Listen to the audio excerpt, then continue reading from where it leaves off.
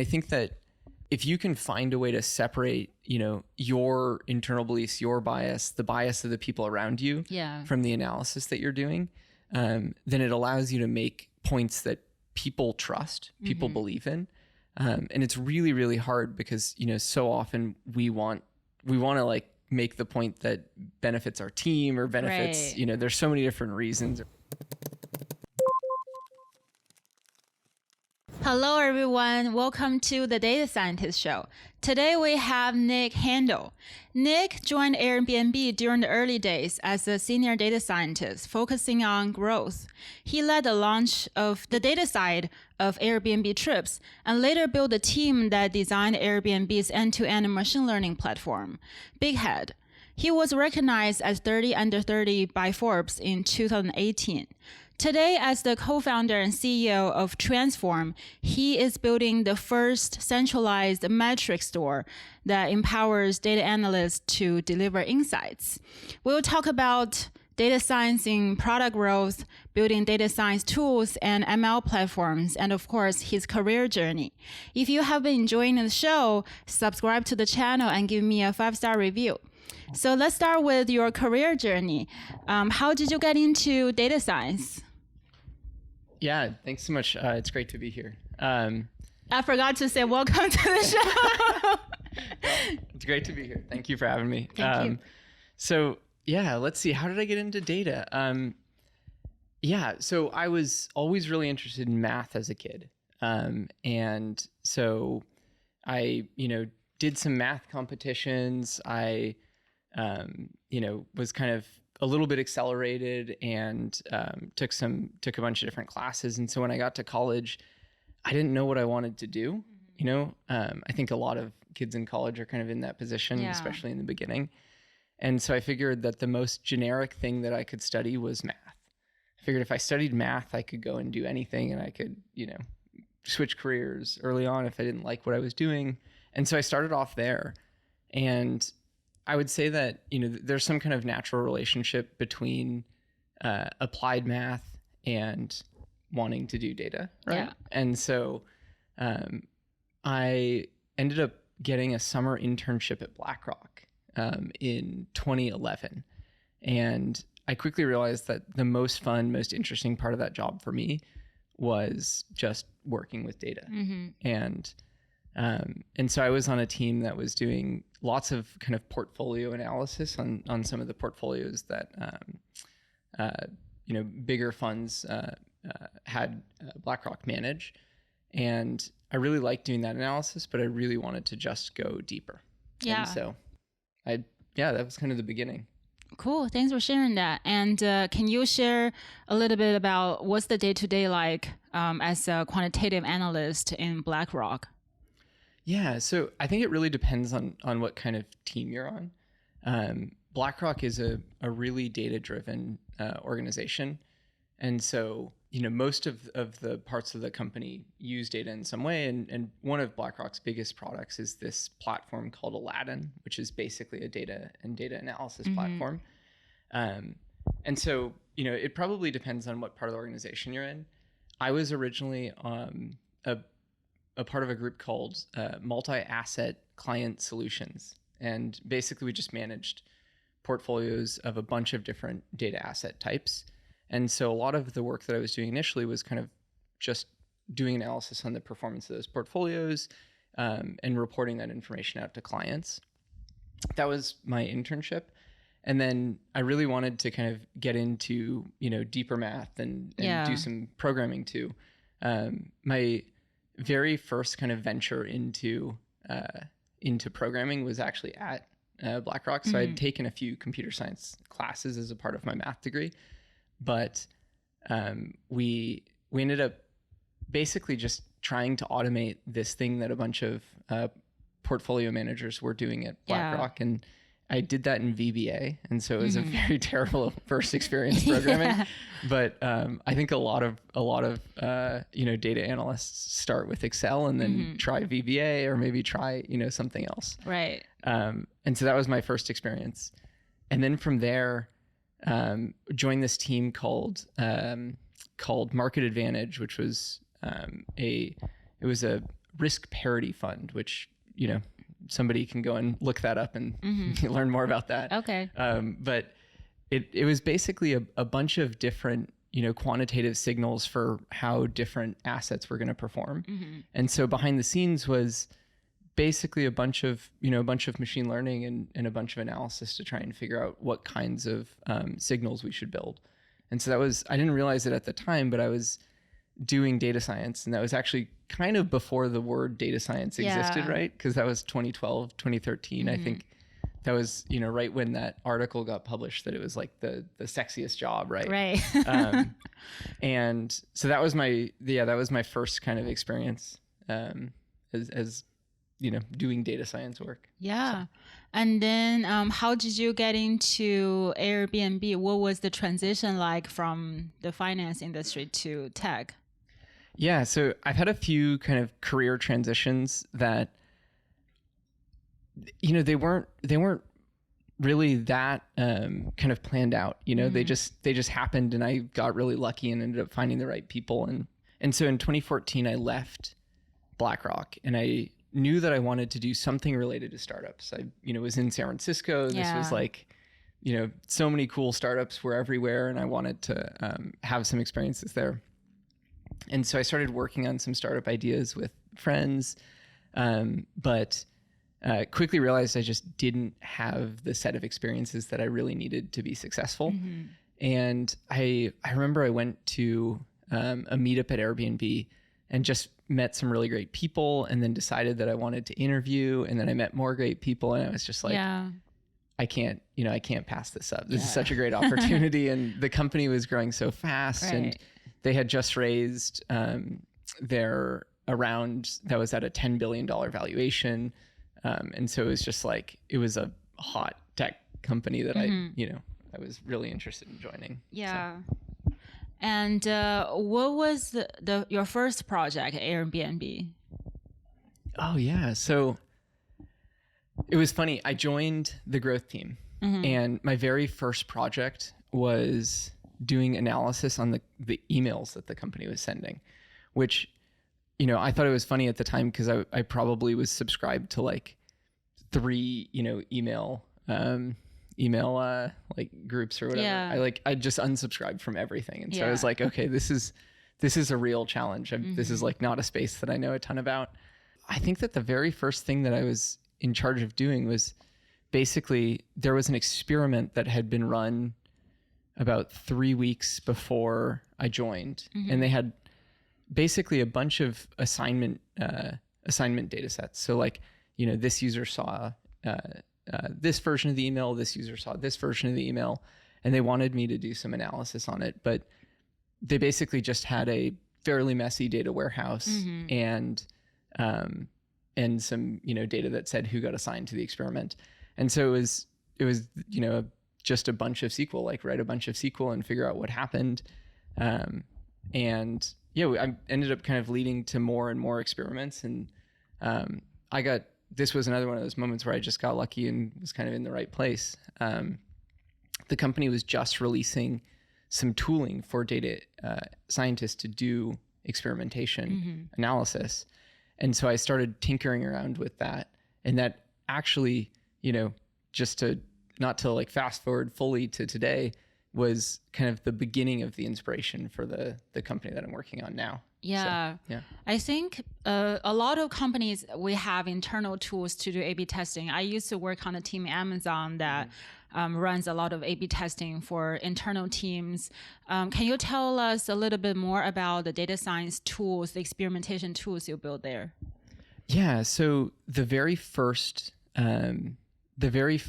tool that we used was, it was very, very basic, and it was called Experiment Reporting Framework. So ERF, and Airbnb's since built, a ton of iterations on top of it and made it a really, really amazing tool. But basically what it did was it allowed you to express a SQL query. So basically say, this is where the data is in my data warehouse. And then express an aggregation on top of that. So, I want to sum this. I want to take the mean of this. I want to divide this thing by this thing. And then it would basically join those data sets to the data sets that have the experimentation assignments in them. And it was this, big data pipeline that would run and do that for all of the different experiments that the company was running. And then it would serve those results to the user in like a very, very rudimentary version of an experimentation dashboard.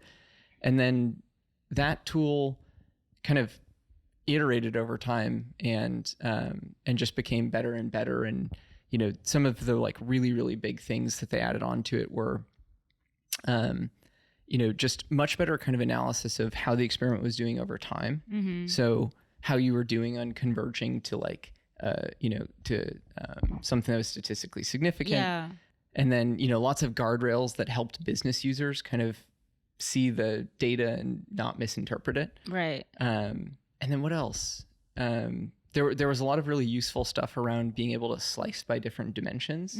So, you see that a result is not statistically significant, but you really have a hypothesis that like, hey, maybe it's good on mobile or something like that. And so then you slice by mobile and you see that, oh, it's really good on Android, but it's not good on iPhones or something like that. And then you have to dig in and say, oh, there was a bug on the iPhones. And so, we need to go fix the bug, rerun the experiment. And this is the kind of tooling that it has such a profound impact if you've used it, right? But it's just not generally accessible, right? So few companies actually have data tools that are capable of doing this. Right. So many data analysts are kind of in that position that I was in when I really just, first joined Airbnb, where I just have a bunch of data over here, a bunch of data over here, and I need to join it and make a bunch of graphs and like figure out how to interpret it. Yeah, thanks for sharing that. And from my own experience, I know when we have this type of tool, a dashboard, like you mentioned, you need to put on guardrails or some alarms to kind of remind people of best practices. So can you share what are some common mistakes you see people make when they use the tool or when they interpret results? Yeah, I mean, there are so many mistakes that you can make, specifically with product experimentation. Yeah. So there are so many mistakes, and I made a lot of them. I kept this tracker of every experiment I ran at Airbnb, and I think in the first 2 years it was like 150 or 160. So I mean, we really got to launching a lot of experiments towards the end. Yeah. I mean, we were doing a few a week, and some of them took months, and some of them took 2 days. So we saw a bunch of different failure modes. I think some of the more interesting ones were cross-device tracking is really, really hard, right? So if a user sees one version of the experiment on one device and then comes back to a different device, and you're doing like an offline or a logged out user experience, right? So like an experience on search or login or sign up or anything that you can do logged out, then you might realize that, well, they were just a cookie on this device, and so I gave them treatment A, and then they were a different cookie on this device, so I gave them treatment B, and so you'd kind of find out that you kind of ruined your experiment because you showed them both sides of it. So that's a big one. That's called mixed group. And, we kind of built tooling to protect from that. I think the other ones there's some really hard stuff around mobile devices because the way that mobile devices send events, it basically buckets events to try and save battery on your phone. And so, for example, if like an app crashes or they exit the phone or exit the app or they, turn their phone off or something like that, they might do something, and then that event gets bucketed on the phone to be sent off to Airbnb or whatever other company, but it never actually goes, and so then you don't know that thing happened. And it's you just end up missing data, and so that's a big one. I think there's a lot around time. I ran some experiments where they had big novelty effects, and then those novelty effects wore off. So for the audience who are not familiar with novelty effect, can you explain that? So novelty effect is basically when, let's say you have some new feature and you put a big button on it that says new, right? And then everyone clicks that button initially, but the feature's not very good, right? Like people don't come back. Yeah. And so you launch this thing and you say, well, tons of people are going to click this thing because it's new, it's interesting. And so your data is going to spike and, you're going to see a bunch of people clicking that button. But then, they're not coming back, they're not using it. And so you might see that, that like the kind of longer term impacts are much lower than the shorter term impacts. So that's one interesting thing. And then there's also, this is a funny word, but cannibalization is like a funny thing. And, it's an interesting thing in experimentation where you will run an experiment and let's say somebody was going to buy this week anyways, like, I don't know, Amazon, they needed a blender or something like that. And so, you then run an email that sends them a deal on a blender and then they go and they buy a blender, but they would have just bought a blender, anyways, when they had some time later that week anyways. And so there's some kind of, experiments where you'll see a spike in purchases in the beginning, but it's actually just pulling purchases forward or something like that. And so that's another case where you see some novelty effects. And so then you have to do this analysis where, you basically look at from the moment that somebody's exposed, kind of how did they interact with it? And then do statistical tests where you're actually looking at like from the moment that every single person was exposed, rather than doing these very kind of broad statistical tests of like everyone who's exposed to this experiment, was it like statistically significant? Because you end up kind of blending users who were exposed a day ago with users who were exposed 30 days ago. Okay, so you're doing like kind of a cohort level study instead of I think the standard A/B testing is you have a cutoff for treatment control. You just treat everything the same. Yeah, definitely. The standard way is you basically just continually assign people, and then at some point you stop the experiment and you run a statistical test and you say, is it significant? And so what I'm talking about, is doing this kind of cohort analysis to see how it changes behaviors. That's really interesting. And so you run 150 experiments over a year. Have you done any meta-analysis to look at them together? Yeah, definitely. A combination of like formal meta-analysis, right? Of like kind of going in and exploring those. And so, we ran some interesting analysis, not just on my experiments, but on all of the data analyst experiments. And I'm trying to, I don't have a ton of memory of like what the really interesting things were, but I definitely remember some parts of it where we found that, that really only about a third of the product features that we tried actually launched. And I think that is probably the best statistic for understanding why we run product experiments, right? And it wasn't just that we only launched a third. It was that a third actually had roughly the inverse effect of what we expected, which is, if you think about a product team just shipping everything that they think of rather than running experiments, then, you kind of end up in a place where they're shipping a third of the things are good, a third of the things are bad. They're kind of just staying in the same place. And so that kind of speaks to the power of experimentation, where if you know which 1/3 of those things are good, one, you'll be better able to kind of find the interesting things that you should go and explore and try next. But two, you just won't launch the bad things at all. Net effect in the long term hopefully lead to better business outcomes or whatever people are working on. So I think have that data point is definitely important for product managers to realize, not every, something might be counterintuitive. That's why you need to look at the data. And I'd like to follow up with you talk about like mobile, like cookies or sessions. I think there's always a challenge for data scientists to decide, should I randomize on sessions or like customer ID, especially when you want to combine mobile results to like desktop, or maybe sometimes you run mobile just separately. You don't care whether they have seen something on the desktop. So is the choice standardized across Airbnb, or different team can have their own choice of what is the unit of experimentation? So the way that we built our metrics framework is we built it initially around user IDs and what we called unique visitor IDs. And unique visitor IDs are basically it's like a coalesce of user and visitor. Yeah. And so if we can match a device to a user, then we match it to a user. If we can't, then we leave it as kind of like a cookie or a visitor ID. And so pretty much every experiment in the early days was run against a unique visitor or a user ID. And it just depends on if they're logged in. So if you were running an experiment on the homepage, right, you can see the homepage logged out. So, so that would be something that was run at the visitor level. If you were running an experiment on the checkout page, well, you have to log in order to, check out for a listing. Yeah.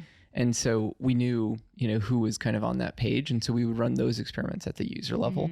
And in general, user level experimentation, because you're asking the person, you're basically saying like, you're already identified. We know who you are. And so this is, the user ID. Yeah. It just makes everything, easier. And so we ended up running, I would say, about probably 50-50 between those two. And it just depends. But the preference was always, if you knew who the user was, you would use the user ID. Yeah. So it depends on the scenario and the use case. Yeah. Yeah. Yeah. Thanks for sharing that. And do you remember what is like most counterintuitive or some interesting finding from those experiments? So I'm remembering, you asked me about what I did in my first few weeks. I'm remembering the kind of story there.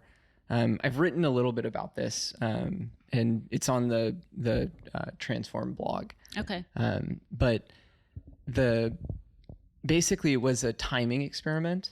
And so I think we tested sending an email, 24 hours after they abandoned their cart, or like 72 hours or a week hour. I remember those emails. Yeah, of course. Yeah. You probably started receiving them in, late 2014, and they were really effective. Yeah. We thought that this would be a valuable email, and, we were kind of right. It was valuable, and it was a good email to send, and it, turns out it's better to send it sooner. But what was really interesting was we just saw this huge drop off around 48 hours. Drop off of checkout. Conversion. Yeah. Okay. Around 48 hours. And so we said, well, that's really weird that it would be so significant right around 48 hours. Yeah. We looked into a bunch of different things, but basically found that we were logging every user out at 48 hours. Oh. And if they're logged out, they have to go remember their password and figure out how to log back in. And so we ended up going to the trust and safety team and saying, like, do we really need to log people out after 48 hours? Can we, just do a quick verification that they've been on this device for a long time? Like, can we make some rules that basically make it so that we know this isn't an account takeover and whatnot? And so they agreed to let us run experiments where we took the logout time from 48 hours to 7 days. And that alone, I think Airbnb in 2014, probably booked 39 million nights. And that experiment alone contributed, I think, about 1.2 million nights incremental to Airbnb's growth. And that was, and we knew that because we were running experiments. So we had statistically significant, results that showed how many bookings came out of that. And so that was, I think that wasn't counterintuitive. It was just like an opportunity that we just did not see. And when we saw it, it was like, oh my gosh, we can literally change a number in the code base from 48 hours to, to 1 week. Yeah. And it's like a one-line code change, and it's worth such a significant amount of money. And what's interesting is we kind of chased that down and we said, how do we make it really easy to log in? Right. And we ended up running some experiments. This was probably the most counterintuitive. We took the login with Facebook button. People were getting confused between login and sign up. They didn't know if they had an account, but it turns out it doesn't really matter. Okay. If you just press continue with Facebook or continue with Google, well, that routes it to Google, and Google knows if you have an account or not. And so we changed some of the language there and made it a little less, put a little bit less burden on the user to figure out if they already had an account or not. And that experiment also had a really, really significant impact. And I think that was an experiment where I didn't realize how simple, it was just changing a string from login with Facebook to continue with Facebook. And that was another one that was worth hundreds of thousands of nights booked. So that was actually counterintuitive. When that happened, it was like the whole team was just shocked. Yeah. So. Thanks for sharing that. I love those anecdotes. The fix or the change are seemingly easy, but I'm sure you spend a lot of time doing the deep dive. Sometimes I feel like data scientists are just like Sherlock Holmes, except our tools are, data science tools or programming languages. Do you have any framework processes when you try to understand the experiment doing those deep dives? Because every experiment, the case is very different. So how do you go down the rabbit hole to find out, what you could improve? That's such a hard question to answer. I mean, there's really good tools, put the information that you need to know in front of you, right? And they do a lot of work to choose the right information to put in front of you. And so when I think about our metric framework at Airbnb, it did a lot of the work for the user. And so it really helped the user to kind of define different metrics, different dimensions, and then surface them to the experiment reporting framework. And I think that the experiment reporting framework did a pretty good job of kind of highlighting things that were interesting or statistically significant. Yeah. And I think that there are even better tools nowadays for analysis that are doing kind of automated, like diving into different dimensions to try and find, interesting cuts and whatnot. Yeah. But I think a lot of it was just kind of curiosity and working with the team. One thing I found was being really close to the engineers, really talking to the engineers about, what's your hypothesis? Like, why do you think this happened? And sometimes it's behavioral and sometimes it's, people that are making different decisions, right? Yeah. But a lot of the time it turns out that, there's probably a bug in this corner, or there's, the log out time is 48 hours. Yeah. Like, I'm pretty confident that came from an engineer who's like, oh yeah, well, I think that, is 48 hours in the code base or something like that. And so I think just being really close to the different people who will have different information. Right. Like product managers tend to have really good insights into the users, right? Because they're doing user research, they're talking to design. Yeah.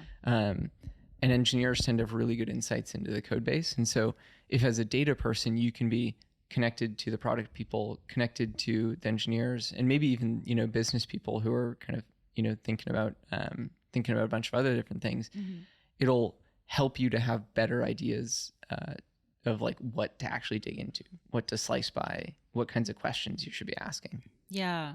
Thanks for sharing that. And also, I think one thing data scientists, also product managers struggle with is you can always slice the data. If you torture the data hard enough, it will always give you some type of hypothesis, some type of story. So how do you avoid those random hypotheses that actually are meaningless? Yeah. I mean, it's so hard because a really good product manager won't do that, right? A really good product manager won't force you to tell their story. They'll allow you to kind of dig in. And, I've certainly worked with people who really want to make the point that they want to make. And they don't understand why you don't want to make the same point too. Right. And I think that as data people, we kind of need to be Switzerland in some of, we need to be neutral. Right? In some of these arguments. And it's really hard because I think oftentimes we have opinions too, right? We think that we should build this. We're trying to make our own points. And I think that if you can find a way to separate, your internal beliefs, your bias, the bias of the people around you from the analysis that you're doing, then it allows you to make points that people trust, people believe in. And it's really, really hard because, so often we want to like make the point that benefits our team or benefits, there's so many different reasons or incentives. We want a promotion. We want to have the impact. Yeah. I think that over time, it's like trust, right? You have to build trust. And the way that you build trust is you separate those two things. I think it's okay to voice your opinions and say, hey, I really believe that, this is an interesting finding in the data. And I think that it means this. And like, I think we should do this because of that. But if you can separate, this is an interesting insight in the data from, I think these other things, then I think that's really powerful. And I remember some of the slides that I made early on for product managers, for business people were not like that. And I remember kind of getting this feedback and making some changes and trying to like, it's in a different part of the slide. It's a different color text. Like, this is my opinion. This is what the data says. Yeah. Like, if those two things are separate, it's pretty powerful. And I think people around you will realize, that you're unbiased and that you're really trying to present information in an unbiased way. And I think it actually provides a framework to other people to try and provide their opinions outside of the data. Yeah. I like that. What does the data say and what's my opinion? Because some people say, oh, data scientists, you just present the results, you're completely unbiased. But I think it's also important to be biased. That's the whole point.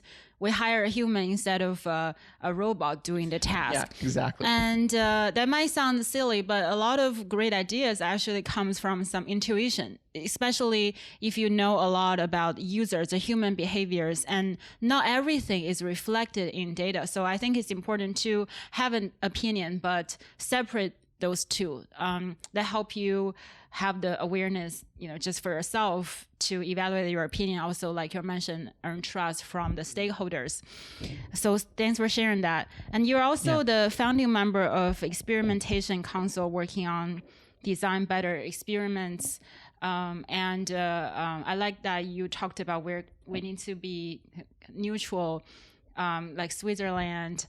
So when it comes to building a experimentation tool, a tool always seems like neutral, but I think every tool also have this some hints on opinions. Subconsciously would affect the user, right? What metric are you going to put there? What is the first metric data scientists are going to see? So my question is, when you build those experimentation tools, do you try to influence data scientists on best practices? Say, don't peak early, don't over slicing your data, or you're just completely be there as a tool and you let them make the decision?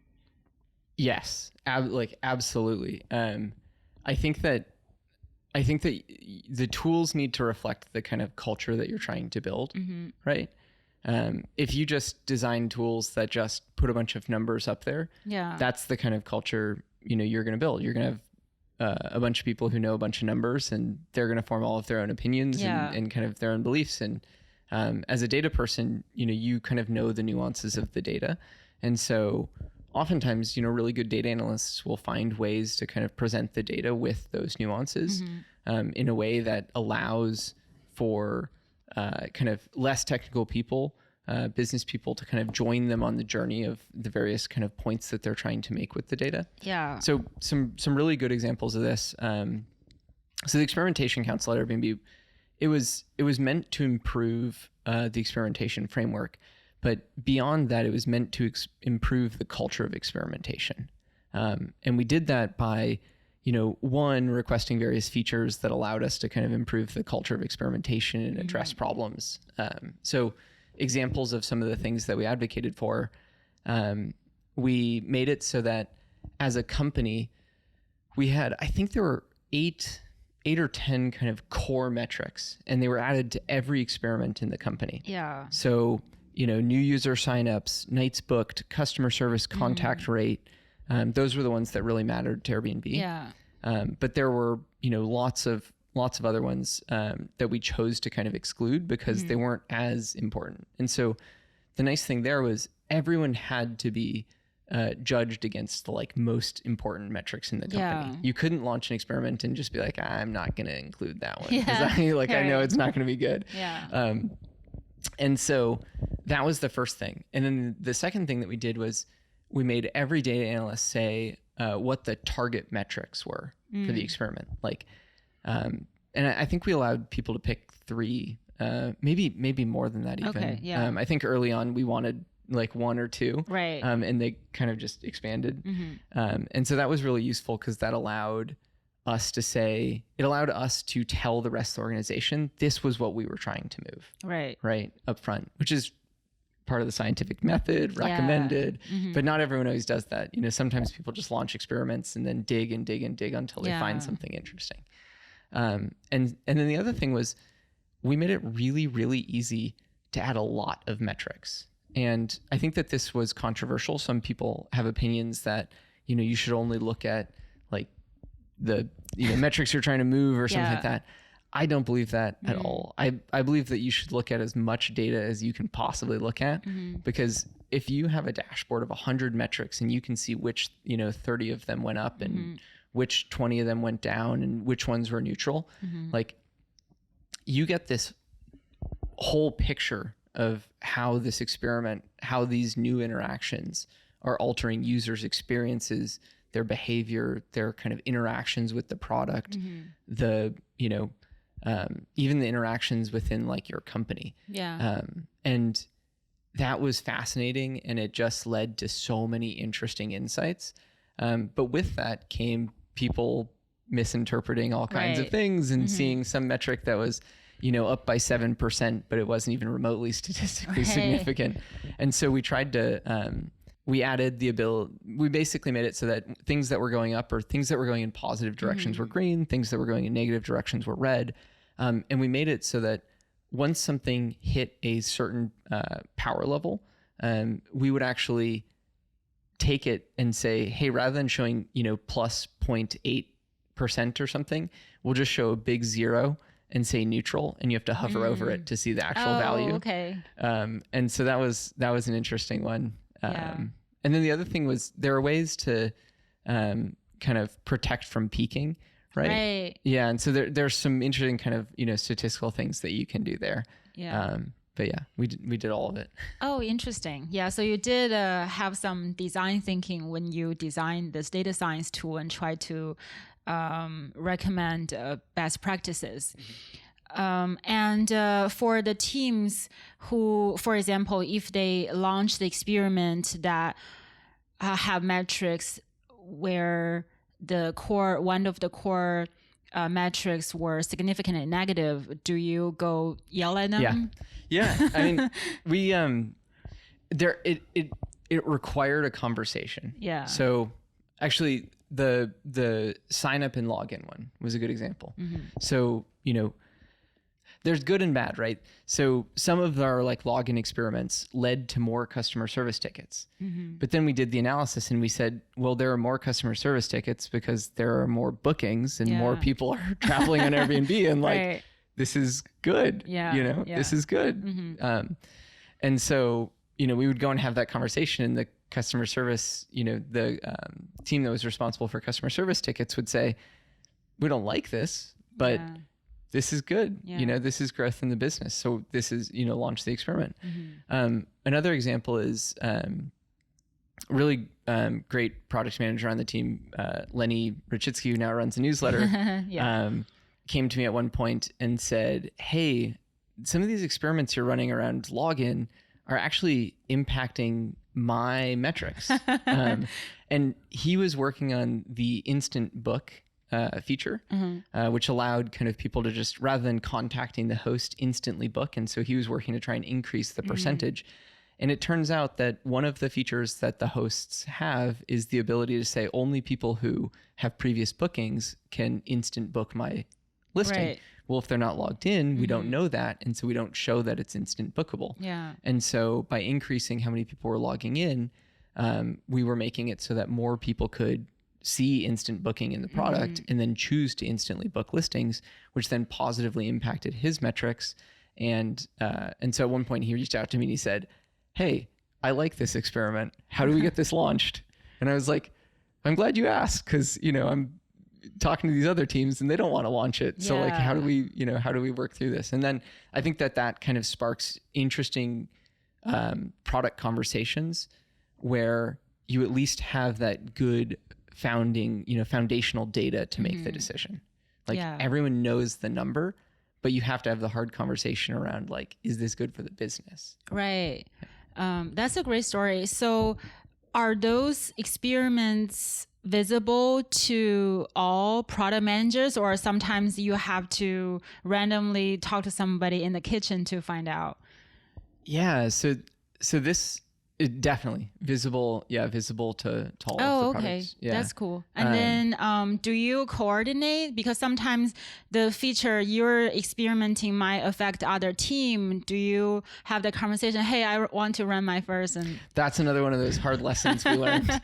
I think at one point, I remember this. Oh, we were working on a banner that would, tell people to like log in or something like that. Yeah. And some other team was working on another banner and some other team was working on another banner. And I remember some version of the product where if you just were so fortunate enough to get into these 3 experiments, you'd have like 2 banners from the top and 1 banner from the bottom. And it would be like, this team did not coordinate. So yeah, you should coordinate, especially when features are overlapping. There are interesting things where some companies, and I believe Netflix does this, or they did this in the past. They'll actually only launch a small number of experiments at the same time. Okay. And they will basically have like a queue of experiments because they really want to make sure they don't overlap. Right. Airbnb was kind of the opposite. Every single team was launching experiments all the time. And you just kind of hoped that the net effect of all of these other experiments wouldn't impact your experiment. Right. So do you, when you estimate the net effect, do you just look at the feature, for example, are they like above the fold, the location of it, or are you thinking about the signing, checkout pipeline from the life cycle perspective? Well, we would have all that data. So we would look at those numbers, that's the benefit of having tons and tons of metrics and being able to calculate them all. Yeah. Which, we can talk about Transform at some point, but like, that's what we do. Yeah. And that's kind of the root of, the inspiration for a lot of what we're working on.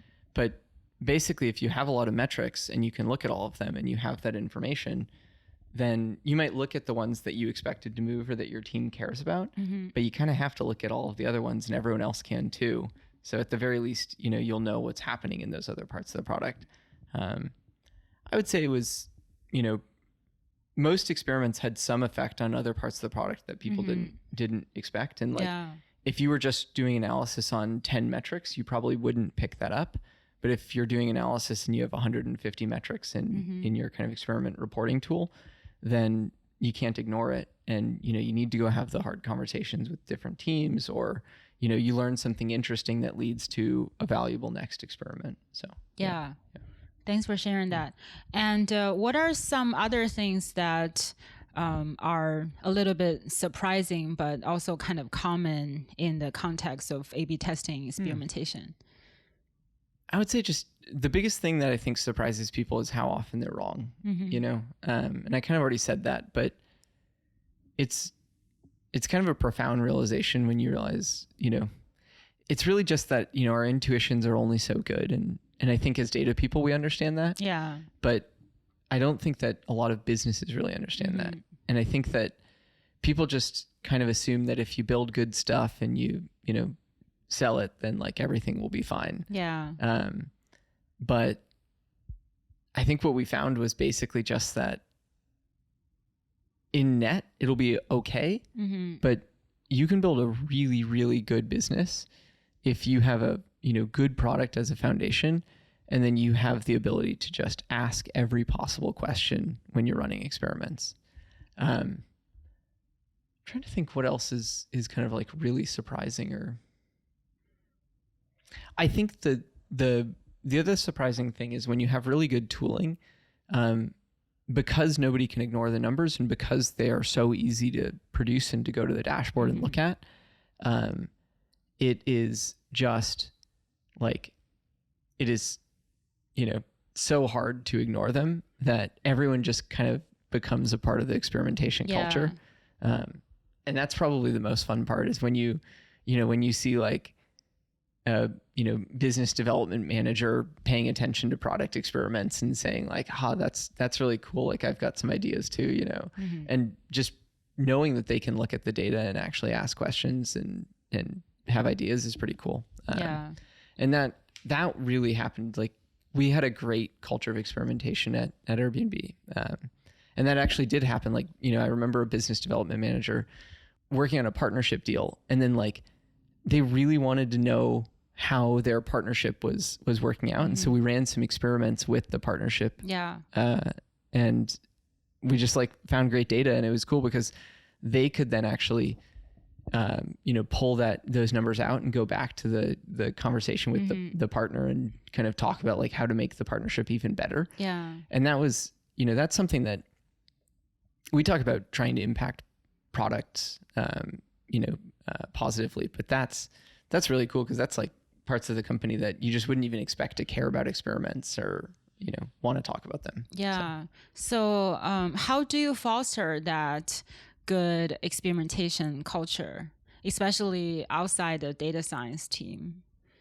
I think that it was a combination. Well, so, I mean, I'll keep saying tooling, like tooling, it has to come from the tooling. But I think that the other thing was, executive support.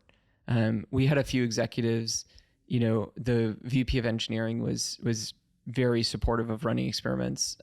We had a director of product on kind of growth that was, just wanted to see the numbers, but only wanted to see the statistically significant ones. And those, like, that's pretty good when you have those kinds of leaders who, have conversations with the CEO and the like executive team, and say like, these are the numbers, I'm confident about them, and can actually go back and kind of talk about their work. Then, I think that they get interested in it because it allows them to have a ton of confidence when they go and talk to, the executives who they're reporting to. Right. And I think that the executives really like it because their reports are coming to them with a ton of confidence, saying, hey, we ran these experiments, we expect this to happen to the business. And sometimes it's hard because, a really senior person will really want to launch something, and it'll end up being bad. But I think that a good culture of experimentation is when that conversation happens, and clearly the right thing to do is to not launch it. And the executive is like willing to back down, like willing to be wrong in the face of data. Right? And I think that, maybe a part of that was that we didn't really shame being wrong. It was kind of just like a part of being curious was being wrong. So, even if a experiment failed, it's not like a failure. You learn something from it. And let's talk a little bit about the data project you worked on for Airbnb Trips. So, what did you do there? So for a number of years, Airbnb was interested in building out experiences as a product. So, the company was really invested in just the idea of kind of local travel experiences, right? And obviously staying in somebody else's home or some kind of guest unit or something like that is a great way to have a local experience. And what was cool was in the early days we got travel credit, and I was on the growth team, so I worked on various efforts that like meant I got to travel to like Tokyo and like cool places. Oh, nice. And so, stayed with people who were just super generous and kind and like wanted to show me the places around there, where they lived. And so I had some of these experiences, and so I knew that I think a lot of employees and a lot of people who traveled on Airbnb in those early days kind of felt how special that was. But we thought that we could kind of extend the experience beyond just like where you're staying to, I want to go and learn about some interesting part of where I am. Yeah. And that ended up leading to a team forming around kind of experiences. Initially, it was really small, kind of 8-10 people. And they did a bunch of user research. They kind of, tried to figure out what a product could look like around this. And then around, I think it was kind of early 2016, the company decided we're going to launch this at the end of 2016. And I got, a tap on the shoulder saying like, hey, we are going to need a data person over there at some point soon. It's really unclear, like when. Yeah. And I just said, this seems really cool. This, there are like 10 people on this team. And so they ended up recruiting a few different folks to go and join them. And they already had a data engineer on the team who was doing a good job kind of pulling data and helping them to kind of answer questions around like, where are people traveling? What might be good cities to try and launch this in, et cetera. And so I got to kind of go and be a tech lead on this team. And it was really small. And originally it was, I think when I joined, it was probably about 14, 15 people. So the CEO Brian Chesky was paying a ton of attention to this team. So he would come to our stand-ups and so it was a flashy part of the company, and it was really fun. And we just had to build all kinds of new stuff, but we wanted to do it in a way that we were going to have entirely new data sets, right? Like the data sets weren't going to be the same data sets as the rest of the business. We were going to launch an entirely new product. And so we wanted to do data really well. And so we ended up going and talking to the data tools and data infra team. And because they were so, I had already worked a ton with them on experimentation. And, now 2 of them are my co-founders. So we clearly had a good relationship. And so, they basically said, hey, this is, executive level, like this is the most important thing according to the company that we launch experiences by the end of the year. So what tools do you need? And there were already some really cool tools that were being built out at the time. Superset is an open source BI tool that was being built out. And so we ended up being one of the really early adopters of that inside the company. And then we also built kind of new logging infrastructure. We ended up, kind of asking for some like extensions to Airflow and some cool stuff inside the company related to Airflow. And we built an entire data stack, kind of that was connected but separate from the rest of Airbnb's data stack. Yeah. And what was really cool was we made a bunch of decisions that then ultimately the rest of Airbnb kind of adopted. Right. So it was kind of this experiment to see what would work, of like some of this novel tooling. And then the rest of the company, ended up adopting a lot of that. Yeah, so. That's really cool. So here, what you did was basically collecting data and think about what would be the schema, what tools we're going to use, and then how can we build a pipeline so we can provide good data for people to do analysis on top of it. Yeah, exactly. And the most important thing I think that we worked on was this new logging infrastructure that we had. The like least appealing sounding things are sometimes the most important, and just having good, clean, consistent event logs was magical. I mean, we could do such interesting analysis. Like, I think about it now and I'm like, I remember my first 2 years at Airbnb, we had this thing called Air Events. And before that, when I first joined, there was a thing called Vlog. And that was kind of how we did our logging. And it was the beginning of this tool that we called Jitney. And it just made everything so much easier. Like we had a ton of kind of schema enforcement. There are actually interesting new tools popping up in this space. I think Avo is a interesting one where people are kind of really taking event logging seriously now, which is great. Yeah. I remember when I was debugging some A/B testing experiments, digging into the event logs and find out some bugs myself. So I think there's a lot of value for someone understands data science, basically the downflow of this data product to design the schema of the data. So you understand how data science would analyze it. But in your case, Airbnb Trips is a new product. At that time, maybe you don't even know how those data are going to be analyzed, what is going to be the North Star metrics for it. So it's kind of like a chicken egg problem. So how do you make that decision? Oh my gosh.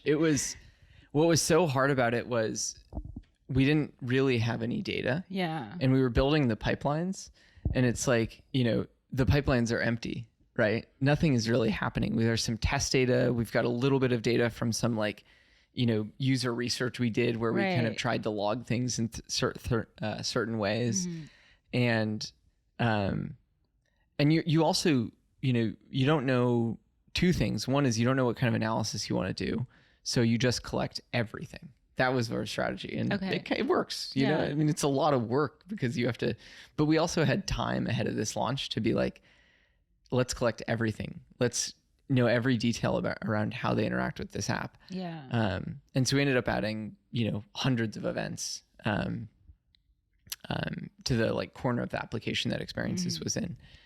And then, I think that the other thing that we did was we were just really, really thoughtful around the entities that existed in our logs. So, what do we call a user ID? What do we call, the guest's country of origin? What do we call the language that the guest speaks? And just really, really ensuring that, there were structs around, those, there was structure around that information. Yeah. So that, you never ended up with English spelled 4 different ways in your event data, and then trying to clean all of those up and catch everything. And so, we were just really thoughtful around. Yeah. And later on, did you take any feedback from, data analysts or data scientists when they analyze the data? What is the iteration process look like when you design a data schema? Yeah, I mean, this was one of the more flawless things about the launch. I think we launched, and I remember we had tier 1, tier 2, and tier 3 event logs, and I think we launched with, we were expecting to get all the tier 1s, most of the tier 2s, and not the tier 3s, and the engineers were so excited to see data. We were so excited to see data. We'd been operating in this world without data, that we basically got every event log that we could possibly imagine wanting in by the launch deadline, because everyone was just so excited to see data. And so, I mean, Airbnb at this point already had a culture of data, which, ultimately was won through, hard battles that data scientists before this had to fight. But it basically meant that we weren't really missing much at launch. That's great. The data was just kind of there. So we got to do all kinds of analysis. And the other cool thing was, we ended up getting to launch a lot of kind of machine learning, type work relatively quickly after that launch. So is that at that point when you started to do more machine learning at Airbnb? Yeah. So, I did some machine learning at BlackRock. Right. And then I didn't really know a ton about it. It was kind of in the early formation in my head of what is this thing? Why is it useful? And then I ended up working with the marketing team on some attribution, some LTV predictions when I was on the growth team. And when we got to Experiences, we were like, this product is going to have to be so personalized relative to, homes. Homes, maybe you like this decor, maybe you like, maybe you have a family, so you want some extra bedrooms or something like that. But the level of personalization that was kind of, we expected to be required for, do you want to go on a cooking experience? Do you want to go to an exercise class? Do you want to go learn about beekeeping? Totally different things. Yeah. And so that was, that ended up being, really, really important. And so started thinking about experimentation a lot more than, Yeah, thanks for sharing. Or sorry, that. machine learning. Machine learning, yeah. Before I move on to talk more about you leading the machine learning platform, I want to just, in my mind, I just feels like the experience that you build this data infrastructure, this data, provide this data, and you launched, and like in your words, flawless, and the events were so useful. I think that's such a great case study. So looking back now, I think it was also very challenging, because if you think about the industry, there's no comparable products. Mm-hmm. There's nothing for you to look for. So for folks who are building some other new data product, what is something you think they can learn from this experience besides, logging as many events as possible? Well, that's definitely the main thing, is just collect so much data, more data than you think you need. And I think people have been talking about this recently. I think I saw something on Twitter where people talking about the challenges around events, and the really, really hard thing about events is, like, if you don't log them, you don't get them. Right, like, and you the don't data know. just disappears, and then you go and you try and answer the question, and you're like, I can't answer that question. Yeah. Let me go and add the event, and then I'll cut back to you in a month once I actually have data. Mm-hmm. And so I think our attitude there was, we just want knowledge. We want to log everything and be able to answer that question. But I also think that it's, surprising because of the position that most people are in, but I think maybe it shouldn't be surprising. We were starting from scratch. We designed an application and said, this is what it's going to look like, and then we're going to launch it. And we had, the resources to go and build out every single event in this app. But the position that most people are in is, they've built a product and then they've iterated on it for a long, long time. They've removed features, they've added features, they've added new pages, they've merged pages, and so, trying to keep track of all of the different events in that situation is far harder than it is to just start with a blank slate and pick out all the events that you want to be able to track.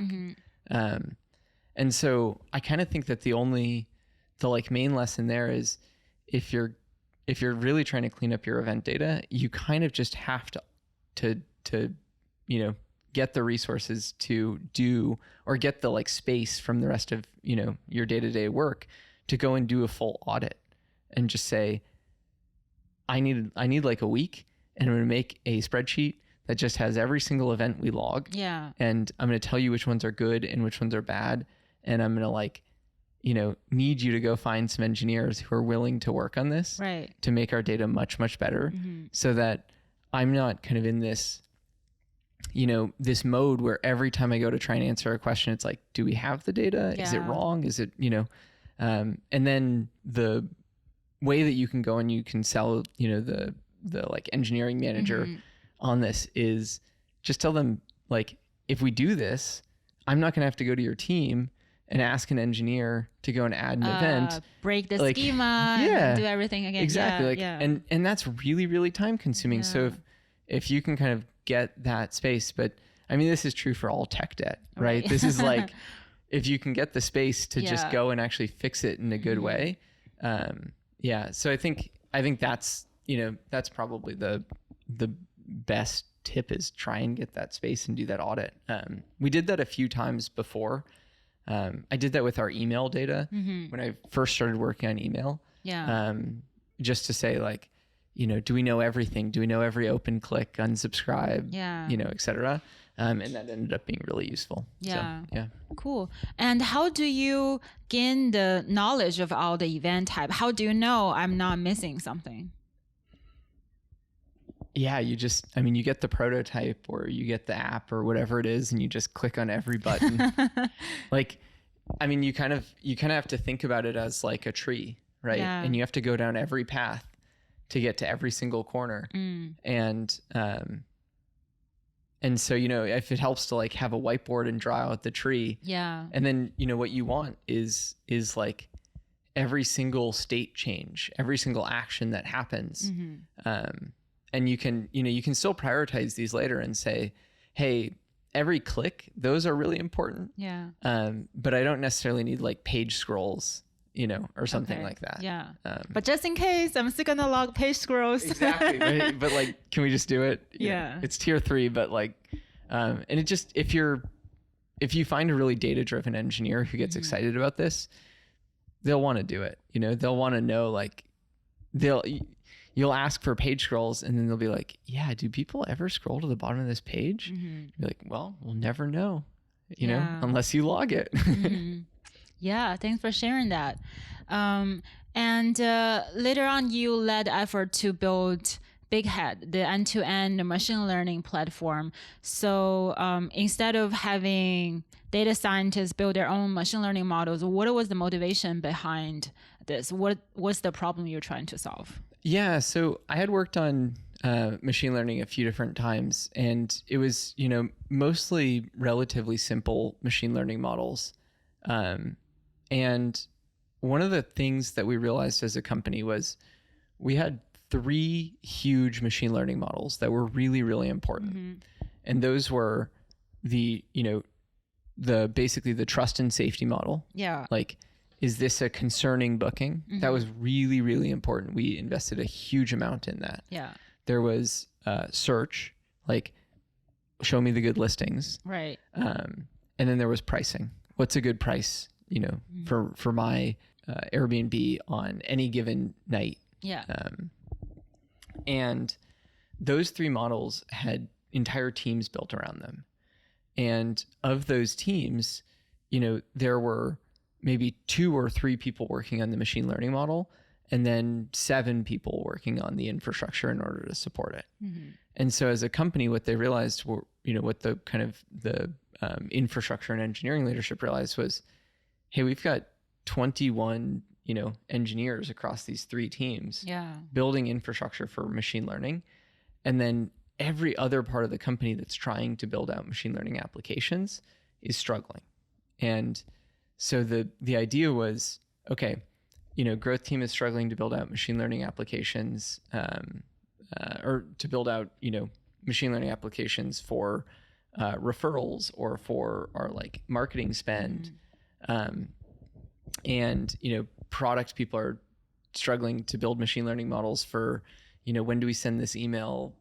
Everything, just everything. Yeah. And so the hypothesis was, okay, we could build a lot more, interesting machine learning applications if we centralized a team to build good infrastructure. And so we basically had the charter.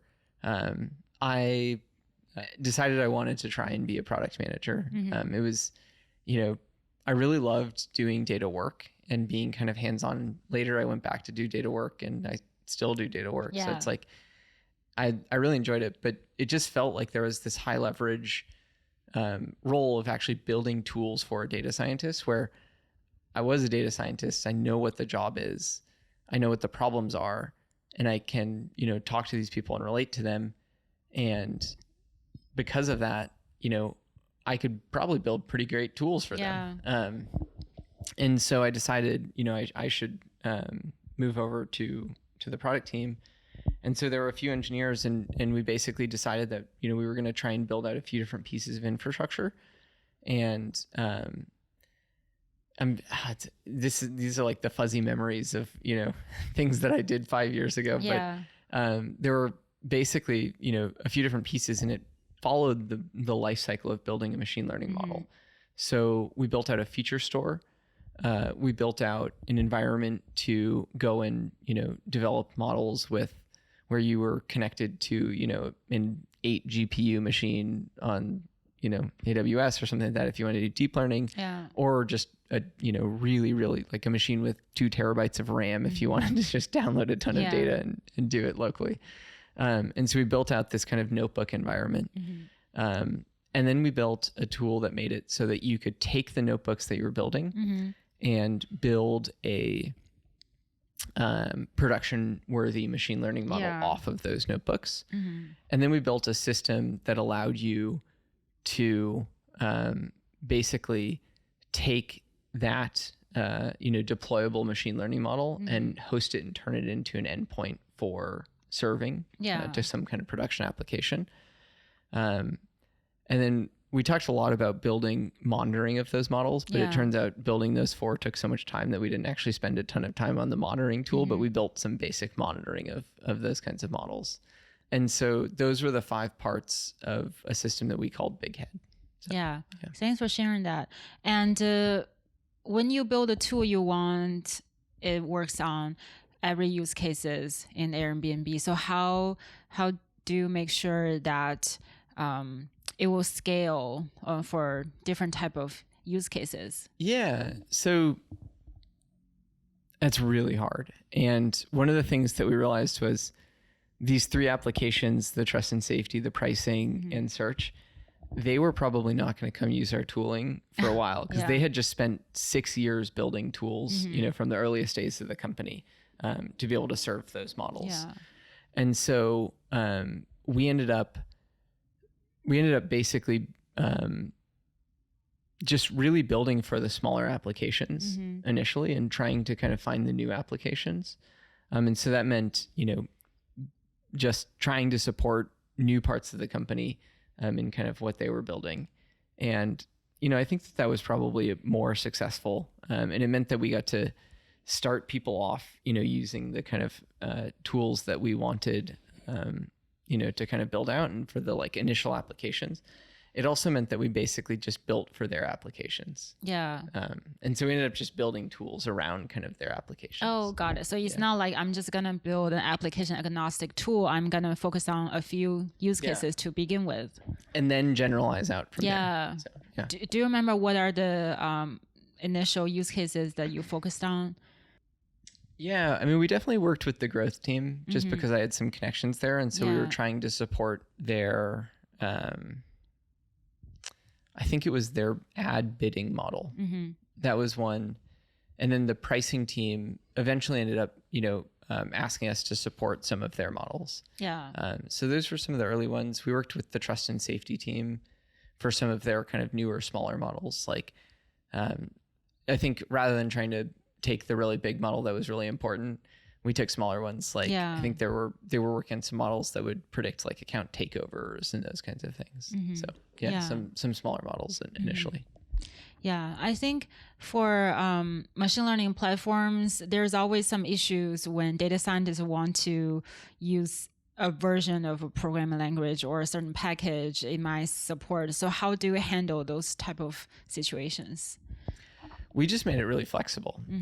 So, we just hosted a Jupyter environment that allowed them to kind of pull whatever packages they want. And then there was a ton of compute behind the scenes so that they could do crazy things. Yeah. And then we had this thing, the way that we served machine learning models basically made it so that we took, it was, it sounds crazy, but we basically took some Python code, wrapped it up in an environment, and then served it in this Java environment, which saying that makes no sense, but that's what we did, and it worked really well. Yeah. So. And you mentioned when you were building it, you were not trying to make the 3 big teams to use this. Eventually, did they adopt this tool? So the pricing team definitely did, while I was there. Yeah. I actually don't know. It's been about 4 years now. I have to imagine that, that those teams are using at least parts of that infrastructure by now, because it's pretty mature. So, yeah. And after you build a tool, was it hard for you to gain adoption from different teams?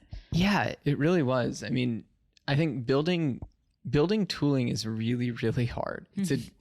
Building all kinds of product is really hard, but building tooling, I think, is particularly hard. And it's because you're really kind of expecting somebody to change something that's so critical to them, right? And there's so many problems, but you're expecting them to change an experience that they do every single day, and they need it to work, and it needs to be clean and consistent, and it needs to be a good experience. Yeah. And so it takes a lot of polish to replace tools. if somebody truly doesn't have a tool, like if they need to dig a hole and you give them a shovel, then like that's great. Yeah. But finding opportunities like that is pretty rare. Most of the time they have a shovel to dig a hole and you're trying to figure out how to like, you know, help them dig the hole faster. Right? Yeah. So, yeah. Yeah. So what was your pitch or what is your approach to gain adoption? For them, it was basically just, we'll build what you want. Like you are limited, you have limited engineering resources. Yeah. We'll build the infrastructure that you want to do to support machine learning applications. Right. And internally, that's a much easier pitch than, you know, externally, because internally it's like, well, we're all on the same team. So you're going to build some stuff and then, you know, I will use it and then you'll find ways to generalize that. Externally, it's like, do I want to trust this external vendor to, you know, build the right tools for me, or do I want to trust my own teams? Like, do I hire people or do I go talk? Yeah. Yeah. But you also have limited resources for your own team when you build a platform. And I imagine at one point you probably won't be able to cater to every request from different teams. So how do you, at that point, make the decision? Am I going to make my tool more generalized or more specialized? So this is, you know, people talk about, one of my favorite decisions at Airbnb is that we were really intentional about doing things that didn't scale. Yeah. And that's like a thing that Airbnb has repeated a lot. You know, that's on podcasts and all over the place. And I think probably my biggest and most important learning from Airbnb is that people think about problems of scale way too early. Yeah. And so we just didn't have that problem, you know, not in the first year of building tooling. Yeah. And I think, you know, this is related to startups. Like, obviously you want to think about how you scale a business. Like, you want to think about that. But if you're willing to do things that don't scale, the thing that you would ultimately build to allow that business to scale, or to allow that tool to, you know, to scale, or to allow your team to scale within an organization, might not be the same thing that you would build initially. Because if the product changes, or, you know, the way that you interact with customers changes, then like you just wasted all this effort thinking about how to make this thing scale that doesn't even matter anymore. Right. So, yeah. Yeah. I think that's a great point, because like you mentioned, sometimes we want to build a tool, we want to build something or create a model that gonna be useful for every use cases. Then maybe in the end, you're not catered to even just one use case. And then you might have some problem after you build this seemingly perfect product. So what are some other important decisions you made when you build this platform? I think that building things in really kind of flexible ways was, you know, like I mentioned, we built things that, you know, solved very specific problems, but we built them in ways that allowed us to kind of extend them and make them more flexible in the future. And there's a kind of, you know, gentle, like there's a kind of, you know, I don't know, like a song and dance there where you're trying to solve a very specific problem, but as you solve it, you're trying to kind of write the code and design the product in a way that it doesn't make it so that you can't solve other problems. Right. It just means that you solve that problem, but you're like kind of leaving all of your doors open. And I think that that's a really important approach to kind of product development for tools, basically. Right. And so we did a lot of that, you know, and examples are, we had this like, you know, Jupyter Notebook environment where, you know, we could back it up with whatever machines AWS could give us. But it could have been more than that. Like there could have been, you know, other environments that allowed you to host like RStudio or I don't know, like, you know, different environments to do kind of analytical work on those machines. So. Yeah, previously I had William Pinar talked about Feature Store at TechTown. So can you tell me a little bit about the Feature Store you built? Yeah, so the Feature Store we built, you know, we started working on it before we had ever heard of feature stores anywhere else. And impetus for it, and I think a lot of people kind of came to this idea at the same time. Yeah. The impetus for us was just that we talked to different teams and they were using the same features. And they had slightly different ways of calculating them. They were using different tools, et cetera. But it ended up being, basically just that we wanted to be able to define this logic once and then reuse it.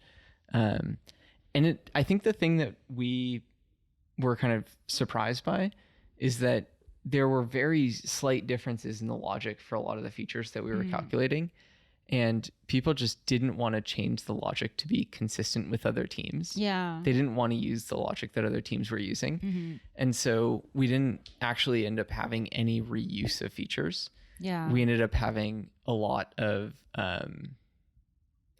just a lot of kind of forking a feature and like modifying it in some ways, which I think actually really surprised us. But I think, the difference, one of the interesting things about machine learning is that every model performs like slightly better or slightly worse with a different feature. Right. And so you're going to use the one that makes your model perform better. Doesn't really matter to you if it's like a correct definition of a feature. Or it's like, it doesn't matter that it's consistent. And so we ended up just making it really easy to fork features and, use them amongst different teams. But really what it did was it made it easy for people to backfill data sets, because we had a lot of data for training. And then it also made it really easy for people to stream new data sets for their kind of online serving of their machine learning models. Yeah. But I think a lot of what we were doing is actually very similar, probably more rudimentary than like the feature stores that exist today. But yeah, it was, and I think we actually talked to some of the people at Uber who are working on the Michelangelo platform that then became kind of Tecton at various points. So yeah. Yeah, thanks for sharing that. And as a data scientist, I think I might want to reuse the exact feature I created earlier. Oh, yeah. Or in my team, but I can relate to that. I might not trust, it's not that I don't trust the data scientists, but they might have different assumptions. They're tuning different parameters. So the feature might not be exactly the same. So the fact that you make it very easy to fork, and then so I can just modify a little bit, I think it still can save a lot of time. Yeah, definitely. So you basically worked on the two most important use cases in data science: experimentation and machine learning, and you build tools for them. And now you founded your own company. So what is the motivation behind that? Yeah, so I was, at Airbnb until 2018. I joined this startup after Airbnb called Branch, and it was a micro lender. And so I was doing machine learning and data analysis and all kinds of things, but at a much, much smaller scale. Yeah. And, now I'm really thankful because it kind of highlighted to me how different the world that I was existing in at Airbnb was from the rest of the world. Yeah. I was the first data person on the team. Okay. And there were some engineers who were interested in data and had done some data work, but I was kind of the first dedicated data person. And we ended up hiring a few really great data people.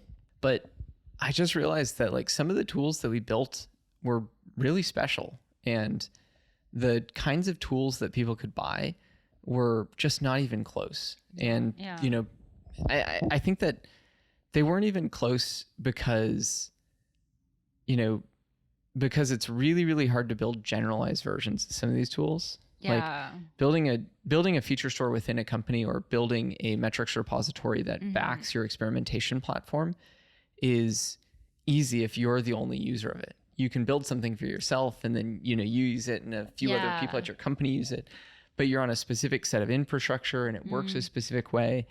And the like main realization that I had was just that, this could be really, really valuable, but the hard part was going to be generalizing it. Yeah. And so in 2019, I was honestly, I was kind of feeling burnout from just, I guess at that point about 7 years of, doing data work. Yeah. And so I took some time off, and as a part of that, I just started thinking about ideas, and it was kind of similar actually to just before I joined Airbnb. Yeah. I took some time off, and I was like, could I start a company right now? And I just, I just kind of, as I thought about it, I just built up more and more confidence that we could actually take some of the things that we had built, some of the really useful parts of the experimentation platform and metrics, tooling, and that we could actually build generalized versions of those tools. And, luckily we're in this world where I think that it's become much more normal to have a very stable cloud data warehouse, which I think is a requirement for building a really great metrics repository. And then I think the other part of this is just that data analysts and data scientists have now have tools that allow them to do a lot of data engineering work. Yeah. Right. And it's I think it's satisfying, but I think it's also like it's not ultimately the work that derives value. Right. And so I think people want to have a lot of kind of power in their hands of like, I want to do data engineering work, but I want to do it fast, and I want to be able to do a lot of it, and I want to build really great, clean data for my analysis. And that's really satisfying because then you know what you're building. Right. But But they really, really don't want to like tinker around and write thousands of lines of SQL and then like try and stitch together cron jobs on like, a Hadoop system that like just doesn't work. And so we're past that now, right? We have, like Airflow, I think, was a really, really big part of getting us past that.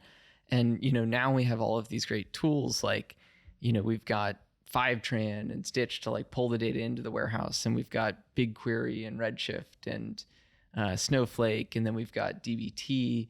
And, from there, we've basically got like the tools that we need to do foundational work with data. And I think that there's this, new and exciting kind of set of applications that we're just not pursuing today. Yeah. And I think that it's in part because we have all of these tools, but it's still extremely manual to go and construct data sets for these different applications.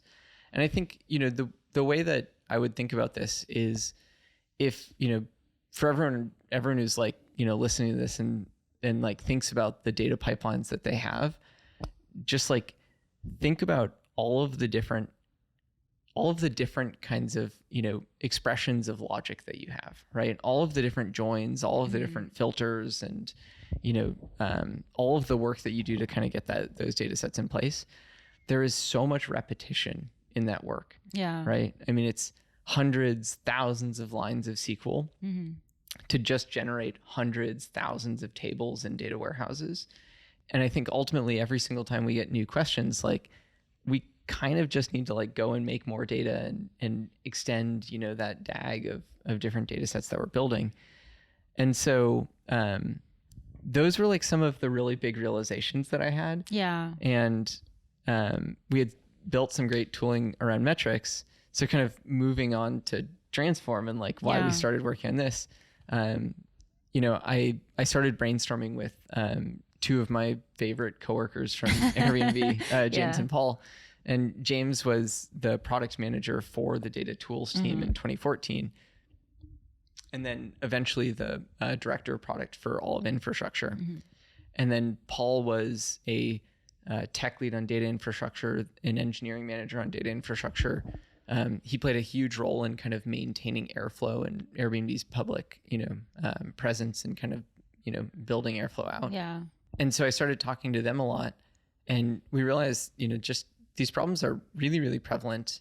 And, the more we talked to other companies, we realized, hey, Airbnb kind of solves some of these problems, but in a very like big company kind of way. Like we've got, all these tools, we can build all this stuff. Yeah. And most people just can't do that. And so I started working on Transform towards the end of 2019. We kind of formally started the company, in 2020, and James and Paul joined, and we raised some money and started hiring some people. And, the core of it was just that we believe that metrics are this like ultimately the unit, the kind of thing that we are trying to build in order to do a bunch of analysis. And beyond that, they're kind of the language for data. Like when you go and you get a request for data, your business user, your kind of business partner, like whoever it is that you're working with, they're probably asking for data in the format of like, I'd like to see revenue, by country for this new product category we launched. And if you think about that, like revenue, that's a metric. Product region, category, that's a dimension. Like, product or like by country, like that's another dimension, right? And so we're filtering by a dimension, we're grouping by a dimension, and these are all reused. And so we should be able to consolidate the logic for these different semantic objects. And not redefine them a bunch of different times. Right. So if I'm a data analyst using Transform, so I can easily construct those common metrics. But what if there's some metric that's very specific to my team? Am I able to create that within Transform? Yeah. So at the core, this is the thing that I'm really excited about. So actually, it was about a week and a half ago. About a week ago, we launched an open source project called Metric Flow. Oh, cool. You open sourced it. Yeah, we open sourced it. Nice. And I'm just so excited about this because, a feature store is, there's a ton of semantic information in there. Like that is basically a semantic layer for machine learning. And the metrics work that I did on experimentation was basically semantic layers. And so I kind of realized like I've been working on the same thing for like 8 years. And we've learned a ton over time. Airbnb, worked on, Airbnb now has a tool called Minerva, which was built off of some of the early metrics work. And it's fantastic. I mean, it's one of the most used tools inside of Airbnb. And so this kind of platform at its core is a semantic layer. And that's not a new thing. Semantic layers have existed for a long, long time. There are tools called, like business objects is an older version of this. Looker in some ways is a semantic layer wrapped up with a BI tool. Power BI has a semantic modeling tool.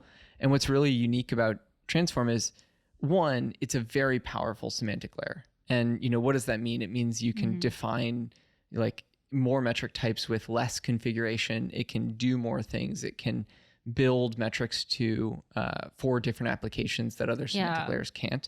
Experimentation is an example. There are a lot of metrics layers out there now. It's turning into a category. And I look around at them, and I don't think that those people have ever worked on experimentation because they're not going to be able to build metrics for product experimentation. And so we just, have kind of built up this experience and we just thought about it and we said, this is core infrastructure. This is a huge technical project. This will thrive in the open. And, we started thinking about that about 2 years ago, but decided we wanted to build kind of closed off because it allowed us to just have a ton of focus. We didn't need like, community opinions yet. We wanted to build the foundation, get it to a place where, we could really kind of be really, really proud and know that it was the best foundation that we could put forward. Right. And then, really kind of open it up and try and get some help with generalizing it and broadening it. So yeah, it's out in the open. It's really exciting for us. That's really cool. And when you build a reporting tool for the experimentation Airbnb, we talked about you adopt some design thinking. You try to influence the user to have, use best practices when it comes to decision making. So now with Transform, your customers are from different industries. They have their own use cases. Are you also having some suggestions on the tool? For example, you're creating this metric, but this metric might give you, I don't know, just example, high variance. Maybe you need to be careful. Do you have those type of design? Yeah. So it's it's riddled with opinions. We Yeah. have so many opinions on this space, right? Like you work on something for this long, and I was thinking about this between the original metrics repo that I worked on at Airbnb, an evolution of that, you know, I was an end user of, so I was kind of providing feedback on. Yeah. And then, you know, this semantic layer inside of Airbnb that was, you know, that was basically behind our feature store.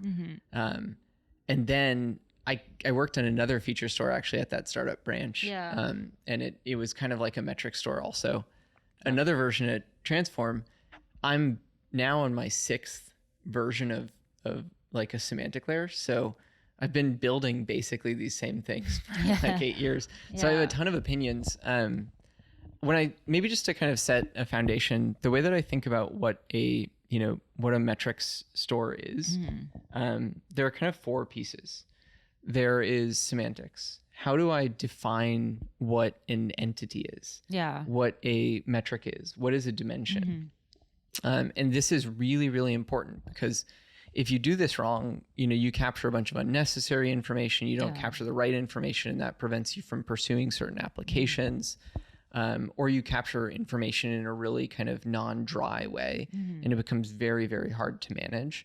And so, you know, I would say that probably the best way to look at our opinions is to go to our, you know, documentation. But there's a lot there, you know, in the way that we take in a data source and kind of say, you know, who are the entities that exist within the data source? Like, it's a transactions table, and so the primary key is transactions, and the foreign keys are users and, you know, products.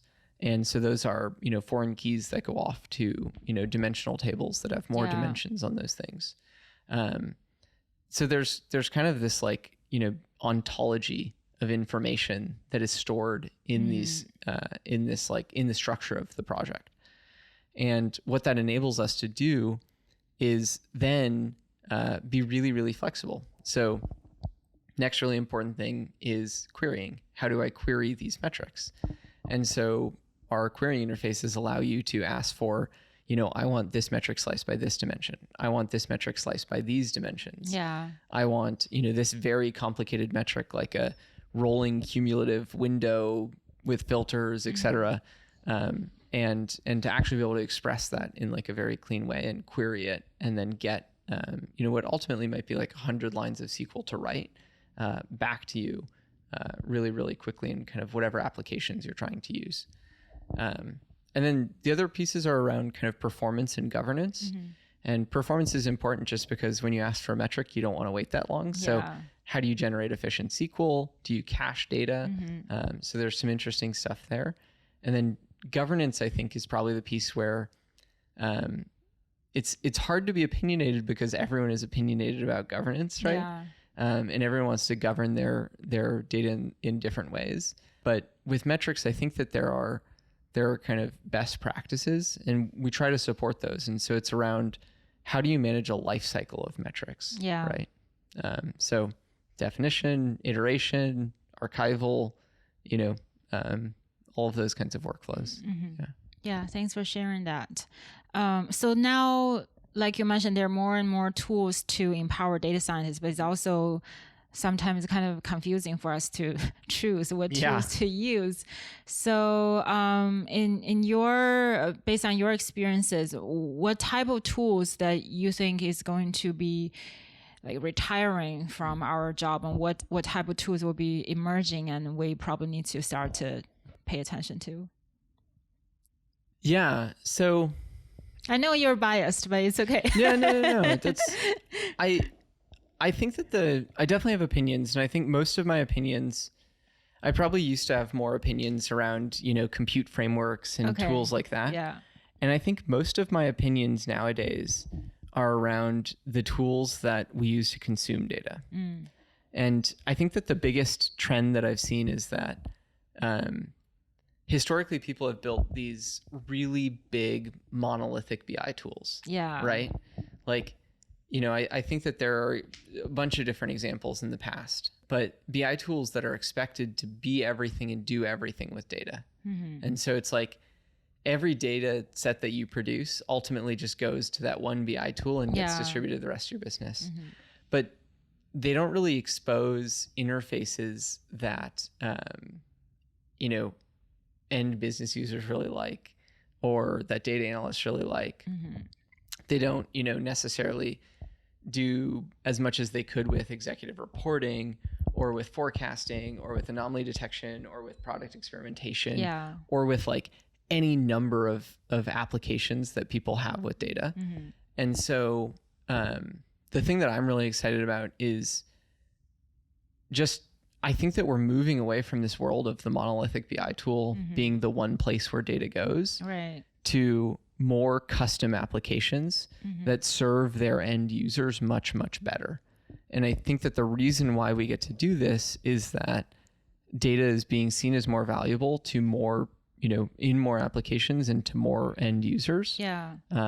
And so, that means that we get to basically have more tools for specific end users. So I like the idea of data analysts having really flexible environments to kind of go and do analysis. So there's, interesting things happening in the kind of like what has historically been that like notebook type experience with like Deep Note and Hex are really interesting tools. And then, there's kind of this evolution of like the like analytics, first kind of querying interface. Like I think Mode is an example of a tool that, data users really like. And I think, business users have historically had like harder times querying from those kinds of tools that try to be more powerful for data analysts.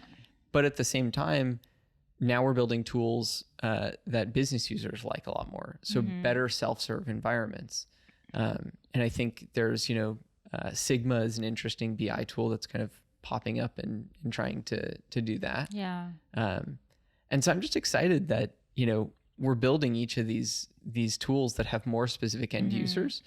And I hope, obviously I'm really biased, but I hope that what the metrics layer can do is provide consistency to all of these different tools. When I'm a data analyst and I want to, go and see revenue by product category by day, like I should be able to go look in my, analytical environment, and I should be able to interact with like a Python API to go and pull that data. And at the same time, my business user should be able to go to like Google Sheets and select revenue and product category and day, and then get back a data set that they can then go and pivot in like the environment that they like. So I'm really excited about that because I think it means more choice for end users. And ultimately the right tool to use is the tool that makes you more productive and more impactful. Whether you're a data scientist or a business, stakeholder. That's very exciting. And when I read the description of Transform, you now label it as a metric store for data analyst. So I haven't used it yet, so bear with me if I'm asking about a feature that you already have. So data analyst, when they talk to their stakeholders, eventually it's going to be a report. So the next step would be they might want to, visualize it, create some type of a dashboard. And also there are more low code, no code machine learning tools. They might also want to use some sales, some metrics for a region to build a machine learning model. So do you see this metric store going to the direction into a feature store for machine learning, or are you going to add some similar features like Tableau kind of dashboard into it to kind of complete the loop of the analyst's work cycle? So I think neither. So why not feature store? The problems there are very different. There are challenges around kind of point in time correctness. Typically in machine learning, you want your data to be accurate as of the moment that you would have run your model, which if you're trying to backfill and kind of, train your model, you want specific moments of like, how many transactions did this user have at this moment, on like the at 7:22 p.m. on this day. And like, that's a really hard problem. And that's actually the opposite of what data analysts want. What data analysts want is they want all of the information. They don't want the like information at a specific moment in time. Okay. I mean, maybe they do for very specific analysis. So they just need a snapshot like once a month. They don't need it to be like a data stream. Yeah. Yeah. Okay. And so they're just kind of different questions. And the most important thing there is that they're very different pieces of technology to build. Yeah. There are overlapping concepts and ideas, but they're very different technologies. Yeah. The other thing is, people don't necessarily want their features to be exactly the same between teams. People definitely want their metrics to be the same. Yeah. Like, if you can't have 20 different teams in a company, or even 2 different teams in a company saying, I like to calculate revenue like this, and I like to calculate revenue like this. That is a nightmare, and nobody wants that. And every data scientist has to deal with that nightmare. Yeah. And then the other thing is like, related to, will we become, a BI tool? I think that we're working very hard to avoid that. And the way that we're working hard to avoid that is by exposing different interfaces for people to query data from. And so, we have some really big ones right now. Like, there's a command line interface to go and do development. So you go and you change the definition of your metrics in your kind of, transform in metric flow, the underlying framework, and you can go and test it. You can run queries against your warehouse. You can see the SQL that metric flow generates. You can also, go and connect to BI tools. So, for example, you can connect Mode, Hex, different applications, Tableau, for example, to transform. And from those interfaces, you can pull data out of transform. And so there are a few different options, but, Tableau has a web data connector that allows you to kind of pull data out of transform. And then in Mode or Hex, you can go and you can write SQL. And the SQL basically is all the same SQL that you'd write against your Snowflake or Redshift or BigQuery. But it also generates the metric definitions within the SQL that you're running. And so that basically means that you have all the power of your underlying data warehouse, but you also have consistent metric definitions. So you can basically just say, hey, give me revenue by day, and then go and join it to this other table and do all of this other analysis with it. And so then it's in the workflows that you already have in your BI tools, but you can pull consistent metrics into them.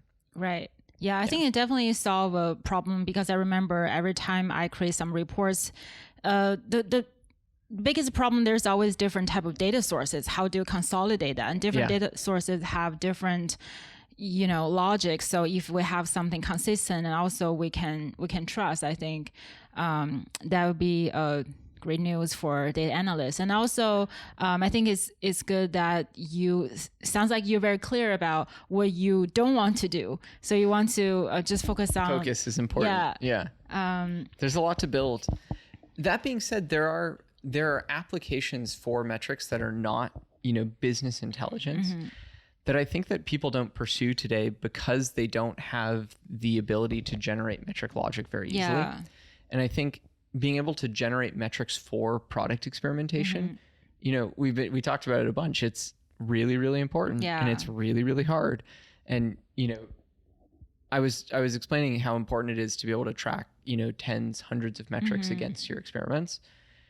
The reason people don't do that is because joining, 80 different tables around your warehouse to assignment data sets and calculating 100 different metrics is like a month worth of work, and nobody has time to do that. Yeah, exactly. Especially if there's a specific metric just for my experiment, for my team that nobody have used before, then I have to go there, validate the data quality, and then create all the new queries nobody has created before. But imagine if everyone could just publish their queries. It's, I think one really interesting trend is people talk about like distributed or centralized data teams. Right? So what's great about centralized data teams is, everything happens in one place, so it's very easy to kind of keep things consistent. What's great about distributed teams is you get a bunch of people who are really close to their, end business partners, to the people who they're doing work with. Well, what if we could kind of have both of those benefits? Right, like a hybrid. Exactly. By allowing people to be close to their business users, but to contribute to the central definitions of metrics and to allow everyone to consume those same definitions. I think about some of those experiments we were talking about, and the really interesting thing here is like, I did so much analysis on, customer service contact rate. Yeah. I, to this day, do not know how Airbnb defines that metric. Right. But I spent probably hundreds of hours doing analysis on that metric. Yeah. And I know that the analyst who is responsible for it defined it correctly. Yeah. And every single time I did analysis, they asked me, where did it come from? And I pointed at our metric definition, and they said, okay, cool, that's how I defined it. Yeah. So we trusted each other because we had these centralized definitions. Yeah. We weren't, in a room hashing out the differences between our hundreds of lines of SQL. Right. Mostly, Yeah, and like you mentioned, when you make launch decisions, you always have the company-wide core metrics, and those things you do want to be centralized. So, it's not like everybody create their different, what is it? The complaint related metric. Oh, customer service ticket, right. contact and ratio. Then, but you do also want to have maybe some specific metrics just for your own experiment that only your team defines. So yeah, that's very exciting. So now looking back at your journey from quant to data scientist to product manager, now CEO, what are some important lessons you learned? What is some kind of mindset shift? I talked about some of the lessons around kind of removing my bias, and around doing data work. And I think that was a really, really important one that I learned early on in my time doing data analysis. Yeah. I think, the more I got into building tools and working on tools, I think that removing bias became more important because you have these opinions around, how you like to work, but ultimately the way that you need to build tools is you need to go and ask other people, like, how do you want to work with data? Like what's wrong with your workflows? And so I think a big part of that is just listening. Yeah.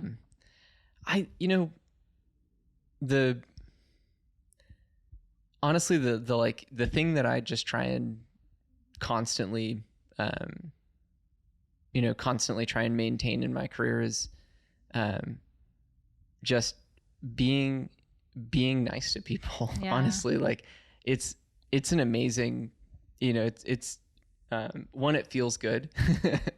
And two, I think that, people root for you and want to work with you and they want to teach you things. They want to learn from you. And it just makes, I think, everything in life a lot easier. Yeah. And so that's something that was kind of, I think, has generally been pretty important in my career and just something that I've tried to maintain. And I think a big part of that is to, operate with integrity. Yeah. And so I, have always just tried to be really honest and also, tried to recognize like what that actually means. So, examples are when I first moved into managing people, I found that desire to be nice, and Airbnb has this culture of, be a host. Be a host. Yeah. And it's really, really important and it's true. But I think that in some ways it kind of got in the way of Airbnb's culture to some extent. Like it prevented people from giving feedback in ways that I think would have been beneficial. Yeah. And so I think that if you can, now I try and rely on some of these lessons, but I think that if you can really kind of have good intent when you go and give feedback to somebody, it's actually one of the nicest things that you can do. Yeah. Right. And it might be hard for the moment, but it's nice in the long term. Yeah. It's really hard. And I think especially when you're learning how to give feedback, I think trying to be honest with people and like let them know, like, do you sandwich it? Do you follow the formula? I don't. And honestly, I get feedback that, that I'm too direct sometimes. Yeah. I think that the formula is interesting. But I don't know. I feel like in some ways the formula kind of takes away from the sometimes honesty, I feel it feels less authentic because so many people using that, they give you something positive and then the but is coming. I know, right? And then they finish it with something nice, and I'm like, I don't also feel take good. away the nice thing they're saying in the end, right? I don't feel good. I knew that you just had to say something nice there. Right? Yeah. But I think a big part of that is also trying to receive feedback really well. Yeah. And I think that culture is made by a group of people. Mm-hmm. And at Transform, one of the first things we did actually, I remember getting some emails. My first investor update ever to our investors said, hey, the 3 founders got together, we talked about things, and anyways, here are our values, and here's the kind of culture we want to build. Yeah. And everyone responded to us and was just like, really? Like, that's one of the first things you did? That's kind of cool. Most companies don't do that. Yeah. And I just remember thinking, like, what do most companies do to start? Because this seems really, really important. Yeah. And those values have evolved. We did a team offsite a little while back and kind of changed them. We went from 6 down to 4 and kept 2 and added 2 new ones. But some of those are just direct products of, I think, the kinds of people who we tried to hire, which I think are kind of reflective of the environment that we want to work in. Yeah. And so there are things like, lead with empathy is the first one. And it's the first one because we're leading with empathy. And and then, there's some other ones in there around kind of growth and kind of the passion that we bring to our work and whatnot, that are just honestly things that I feel like are really important.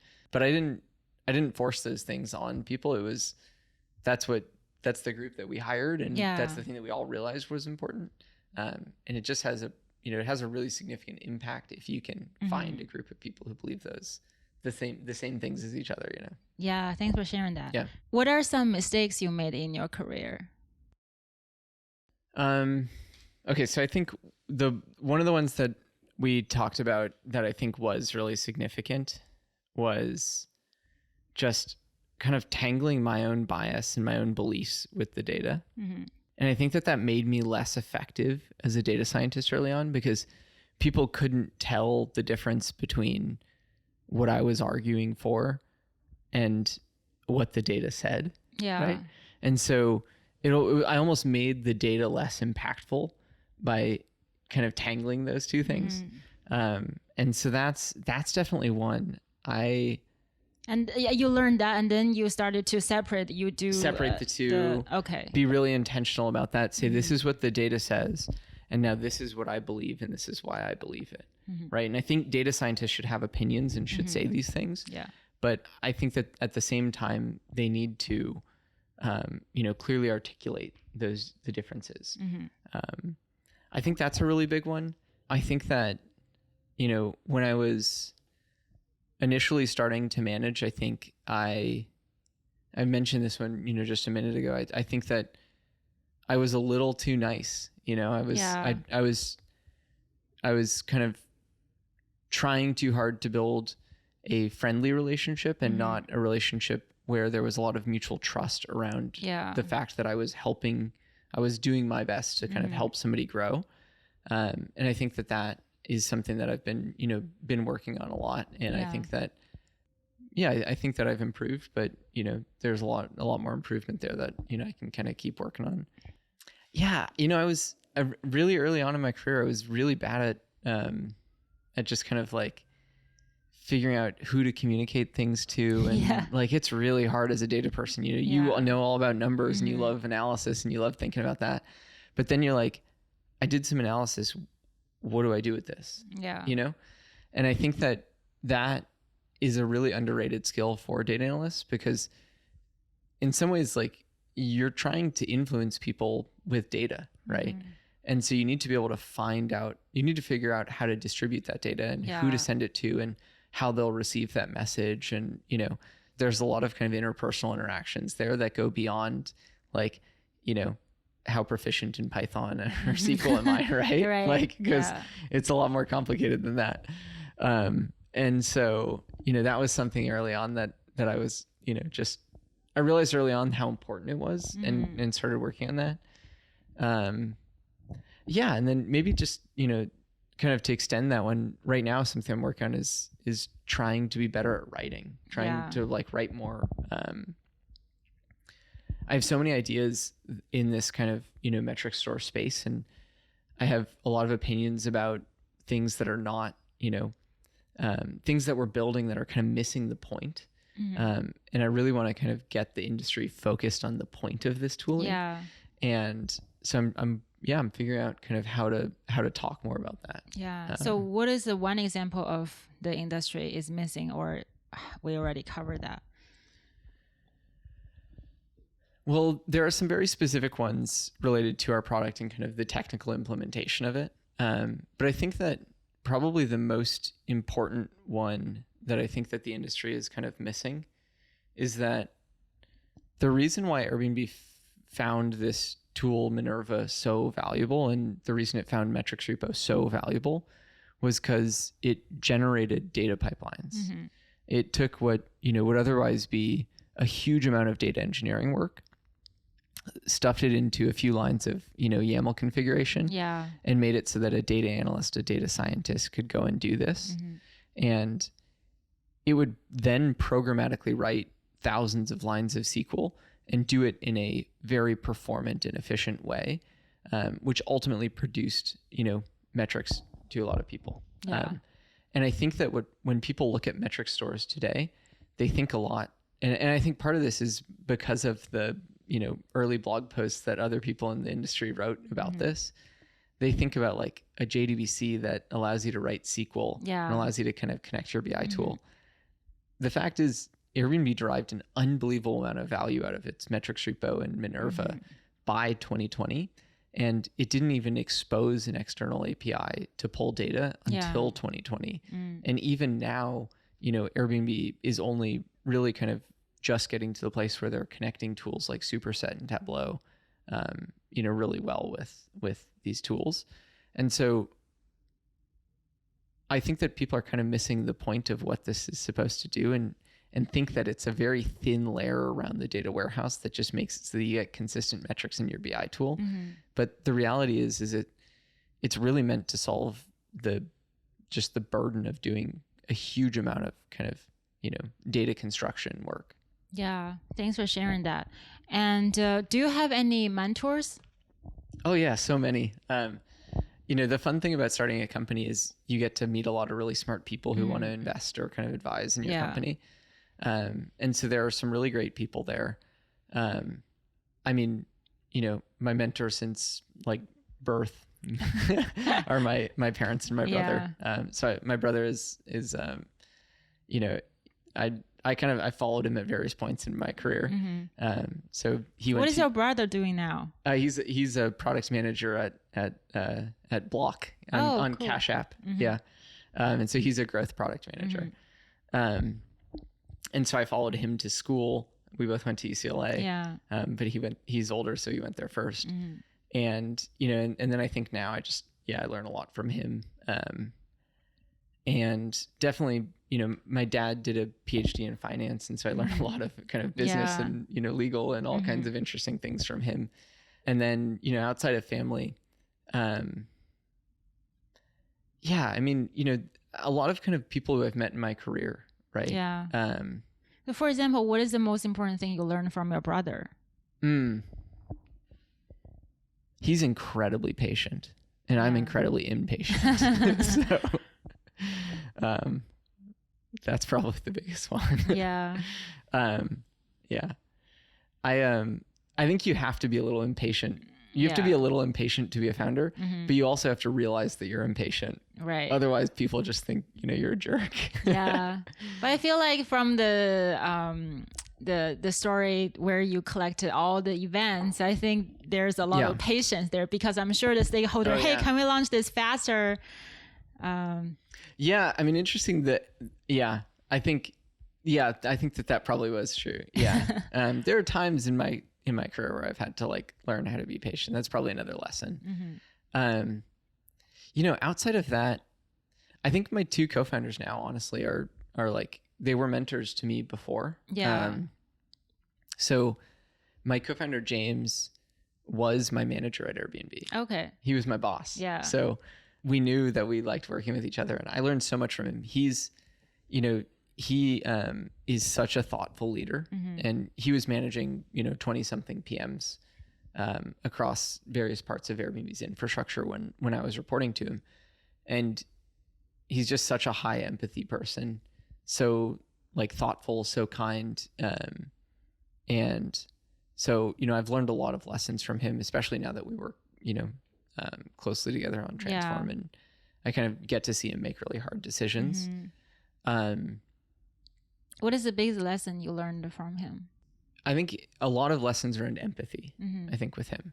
I think, empathy with coworkers or with users? Everyone, coworkers, users, everyone. He has this way of just kind of putting himself in somebody else's shoes. And then, he'll say, well, they're probably thinking this, and they're probably feeling this because of this. And like, we should probably ask them this question to like clarify that. Yeah. Like, try to understand how they're feeling about that. And I'm just like, I didn't even think about that. Now I feel like I'm like, not thinking enough about like from their perspective, what's happening. So I learned a lot there. Yeah. Who else? I worked with a few really great data scientists. I think that there were some really great data scientists that, in the kind of early days of my work, just were like people who I could talk to. And there was one product manager at Airbnb, actually. And she was one of the first product managers I worked with.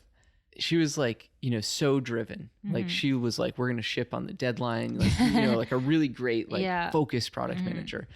But at the same time, she like was really, really good at, communicating and like updating people and being flexible when like she needed to be flexible.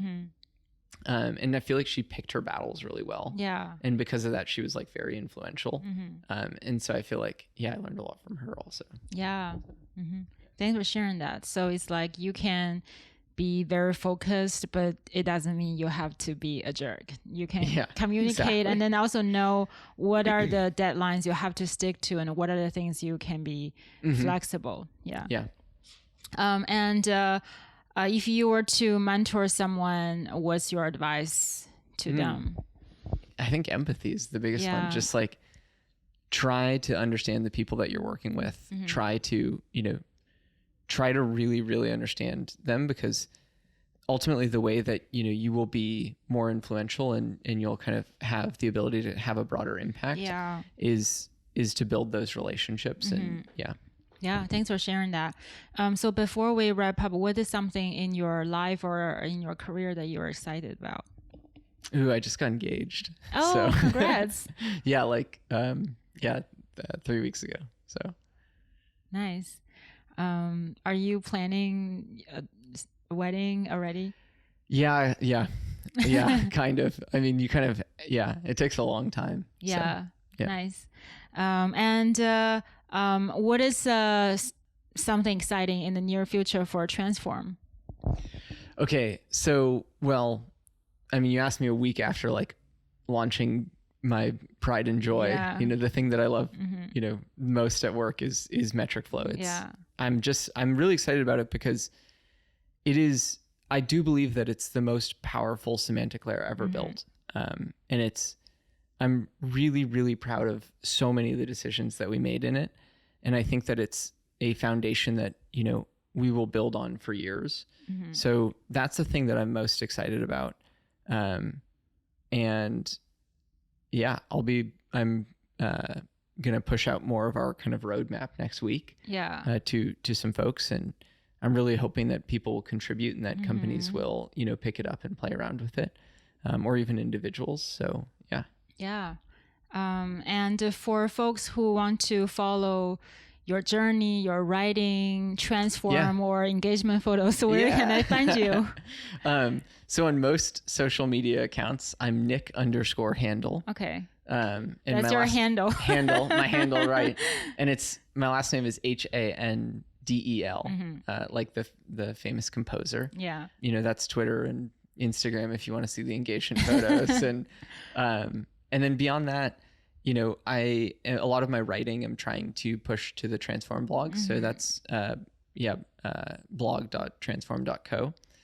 And if you reach out to Transform and you want a demo, I'm happy to give a demo. So if anyone wants to see Transform, I would love to show them. That's awesome. Well, thank you so much for coming to the show, Nick. I learned a lot and really enjoyed our conversation. Thank you so much. This was a ton of fun. Thank you.